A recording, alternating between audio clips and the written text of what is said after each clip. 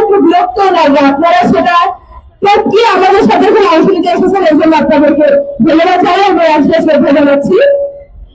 জুলাই আন্দোলনে আমরা নারীদের ব্যাপক অংশগ্রহণ দেখেছি, কিন্তু তারপর থেকে প্রতি পদে পদে বাংলাদেশের রাজনীতি যেখানে মন নিচ্ছে বিভিন্ন দিকে, প্রত্যেক মিনিটের নতুন নতুন পৃষ্ঠা লেখা হচ্ছে, সেখানে নারীদের অংশগ্রহণ শুধু কমেই গেছে তা না, বরং যারা আগে থেকে রাজনীতি ছিল তাদেরকে এখন আমরা আগের মনে দেখতে পাচ্ছি না।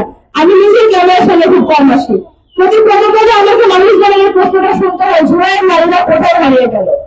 দেখুন, সত্যি কথা বলতে কি, বাংলাদেশের নারীদের রাজনীতির অংশগ্রহণ এই কাজটা সবচেয়ে বেশি কঠিন করে গেছে শেখ হাসিনা নিজে।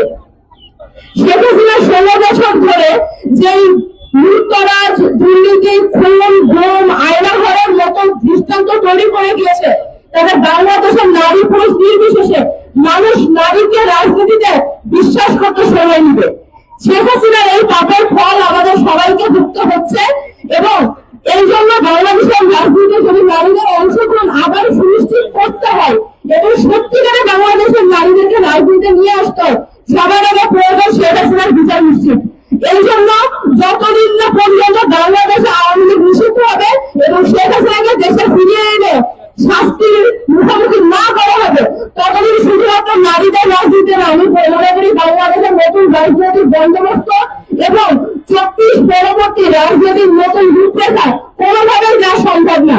সবার আগে হতে হবে বিচার, তারপর সংস্কার, তারপর কথা হতে পারে নির্বাচন এবং অন্যান্য গণতান্ত্রিক চর্চার ব্যাপারে। কারণ বাংলাদেশের নারীরা কথা বলে, বাংলাদেশের নারীরা রাজনীতিতেও আসে, কিন্তু তারপরেও বাংলাদেশে আমরা অনেক উঁচু পদে নারীদেরকে দেখতেও পাই। স্টিল আমরা এখন পর্যন্ত সেই অর্থে নারী মুক্তি দেখিনি। আমি নিজে হয়তো 7-8 বছর রাজপথে আছি, নারীদের শুধু নিয়ে নয়, বরং দেশের যে কোনো ধরনের ফ্যাসিবাদী ঘটনা বা ফ্যাসিবাদী যে কোনো দৌরাত্মক বিরোধী সংস্থার কথা বলে দিয়েছি।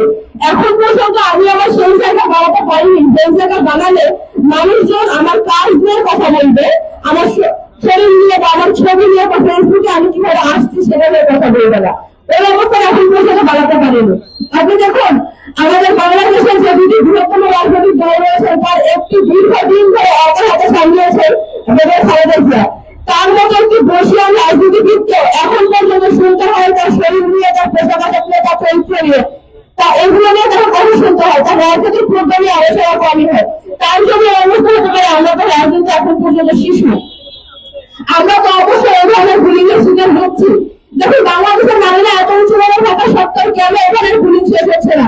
তার কারণ নারীদেরকে আমরা শুধুমাত্র ইনক্লুড করছি, নারীদেরকে আমরা নিয়ে আসি, নারীদের বসিয়ে রাখি, নারীদের পার্টিসিপেশন কথা নিশ্চিত করা হয় না। যেখানে নিশ্চিত করা হয় সেখানে নারীরা অডিয়েন্স পায় না। এরকম আপনারা মানবেন না, যে বক্তা যদি একা থাকার কোনো শ্রোতা না থাকে তাহলে আসলে সেই বক্তব্যের কোনো দাম থাকে না। মেয়েদের লড়াইটা মাঠে বা ক্যামেরার সামনে না। যদি আপনারা সত্যিই চান যে বাংলাদেশের নারীরা তাদের রাজনীতিতে সত্যিকারের জায়গা ফিরে পায়, তাহলে মেয়েদের অংশগ্রহণ শুধু নয়, মেয়েদের অংশীদারিত্ব নিশ্চিত করতে হবে। কোথায়? গোল টেবিলে, যেখানে পলিসি গুলো তৈরি হয়, যেখানে সিদ্ধান্ত গুলো নেওয়া হয়, নারীদের সেইখানে অংশীদারিত্ব প্রয়োজন।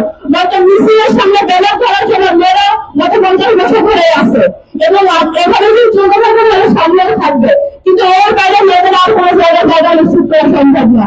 আমি আমার মা বোনদের উদ্দেশ্য বলবো যে আপনারা কথা বলেন, আপনারা যখন শ্বশুর বাড়িতে কথা বলেন, বাপের বাড়িতে কথা বলেন, যদি ব্যবসা করেন সেখানে কাস্টমারের সাথে কথা বলেন, যে পেশাতে আসেন সেখানে অফিসের বসের সাথে কথা বলেন। মেয়েরা কথা বললে বেয়াদব হয়েছে, কারণ মেয়েদের কথা শুনতে একটু বিরক্তিকর লাগে। মনে হয় যে দেশে এত বড় বড় ঘটনা হচ্ছে, মনে কয়েকটা মেয়ে কি সব নিজেদের জিনিসপত্রের প্যাচার করতেছে, এইগুলো এরা বুঝে না, এরা রাজনীতি বুঝে না। যদি বুঝতো নিজেদের বিষয়ে এরকম প্যাচার কাটতো না। এইটাই সমস্যা, প্যাচার কাটতে থাকেন, নিজেদের কথাবার্তা বলতে থাকেন, একদিন শুনবে না, 2 দিন শুনবে না, একদিন না কিন্তু শুনবে। আর পুরুষ ভাইয়ের উদ্দেশ্যে বলবো, আপনারা যারা সত্যিই চান যে নারীদের মুক্তি হবে, তাহলে একটু প্যাচারটা শুনবেন।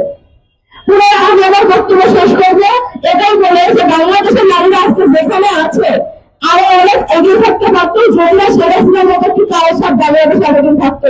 আমি আপনাদের সবাইকে অনুরোধ করবো যে নারী মুক্তি অন্য প্রত্যেকটি কাজের সাথে সাথে একই সাথে দেশের স্বৈরাচারের বিচার এবং স্বৈরাচার মুক্ত করার জন্য গাড়ি উঠাতে থাকুন, কথা বলতে থাকুন। ধন্যবাদ সবাইকে, ভালো থাকুন।